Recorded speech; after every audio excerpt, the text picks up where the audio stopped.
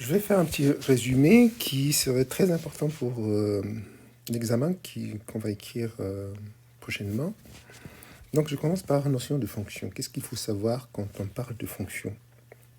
Sur les images, vous voyez qu'il y a quelque chose qui est prise comme une entrée et quelque chose qui est prise comme une sortie. En général, l'entrée c'est un x et c'est une variable. Donc x prend beaucoup de valeurs. En général, les valeurs sont numériques. Okay. Et la sortie, si les valeurs sont numériques, la sortie en général est aussi numérique. Et la sortie, on l'appelle f de x. Premièrement, ça c'est une écriture. Il faut respecter cette écriture. Donc le f, parenthèse, x, et vous fermez la parenthèse. Ok. Ce f de x, en général, si on veut parler de paires, si on veut parler des axes, etc., on le remplace par y. Hein? On a l'impression que c'est une nouvelle variable. Mais cette variable, dans l'écriture f de x, on voit très bien qu'elle dépend de x. Quand on écrit y, on ne voit pas tellement le rapport. Ok. Parler sur les fonctions, c'est savoir ce sont les fonctions, mais ça, ce n'est pas une question du devoir. Il faut savoir qu'on voit les fonctions partout.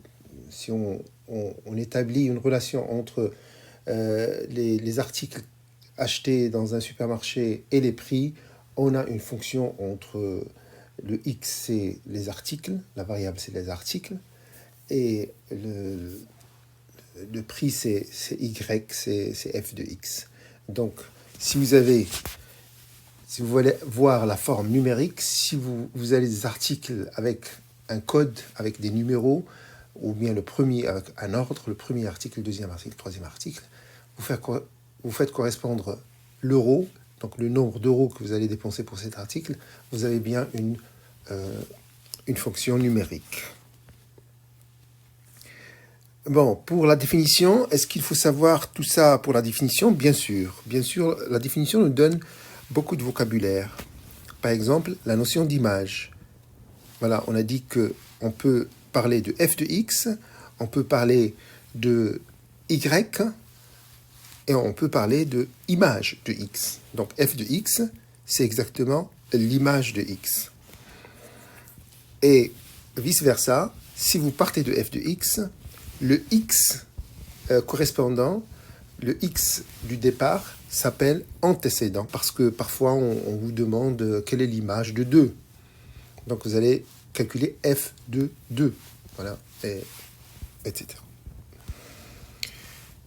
Pour la lecture, etc., ça c'est juste pour tout ce qui est, voilà, je parle de ceci, hein, tout ce qui est oral, poser une question, etc., il faut savoir lire les notions mathématiques. Voilà. Donc, normalement, c'est nécessaire de préciser quand on a une fonction, quand on a une relation entre deux grandeurs. Donc, je reprends l'exemple des articles, c'est une grandeur, et les prix, c'est une autre grandeur. Et si on fait une correspondance entre les grandeurs, on a une fonction. Il faut préciser à chaque fois, et c'est très important, de préciser l'ensemble départ et l'ensemble d'arrivée. Donc, où va-t-on chercher les x? Où va-t-on chercher les x? C'est très important.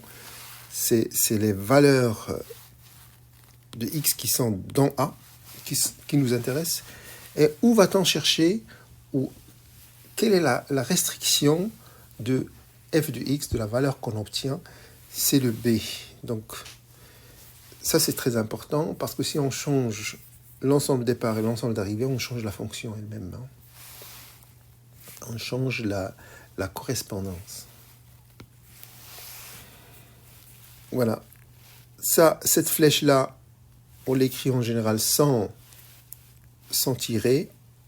Et si on fait correspondre à un x, donc là, le côté précis qu'est-ce qu'on fait avec le x pour avoir le y, quelles sont les opérations qu'on va faire avec le x, comment on va manipuler le x pour avoir le y. Là, on utilise la flèche avec un petit trait comme ça. Vous voyez ? Et donc, la fonction, on peut la prendre comme une prescription. Élever x au carré multiplié par 3 et retrancher 1. C'est une prescription, c'est un algorithme que vous allez faire. Et là, vous allez avoir l'image de x si vous effectuez ça. Donc, si vous prenez un exemple, si x est égal à 1, vous allez dire à 1 correspond, vous allez élever le 1 au carré, ça va donner 1, vous allez multiplier par 3, ça va donner 3, vous allez retrancher 1, ça va donner 2. Donc, vous allez dire à 1 correspond l'image 2. 1, c'est l'antécédent de 2, et 2, c'est l'image de 1, etc. Okay?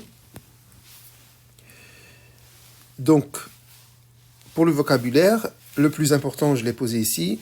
Il y a parfois des choses qui manquent, on va les voir, mais ça, c'est très important de savoir que le petit f qu'on écrit avant la parenthèse, c'est le nom de la fonction. Ça peut varier, ça peut devenir un g, ça peut devenir un h. Pour distinguer deux fonctions, on utilise plusieurs lettres.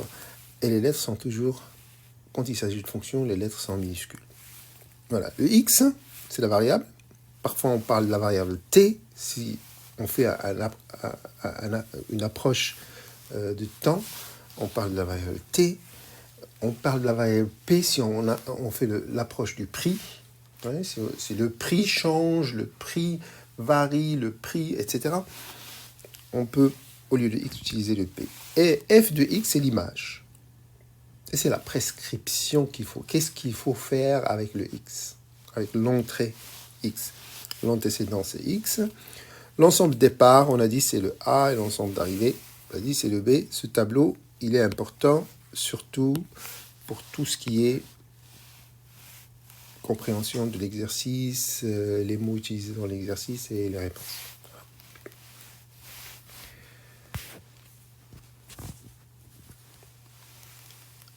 Voilà, donc pour le tableau des valeurs, ça c'est très important. On m'a dit que parfois les élèves ils ont des problèmes avec ceci.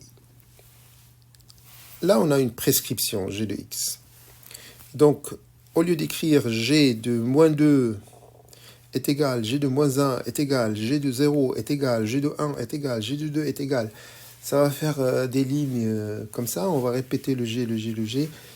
Tout ça, on peut l'introduire dans un tableau et c'est plus facile à lire.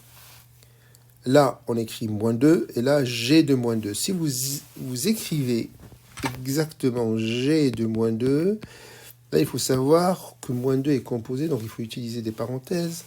Vous regardez la prescription, elle vous dit tripler le carré de moins 2. Donc là,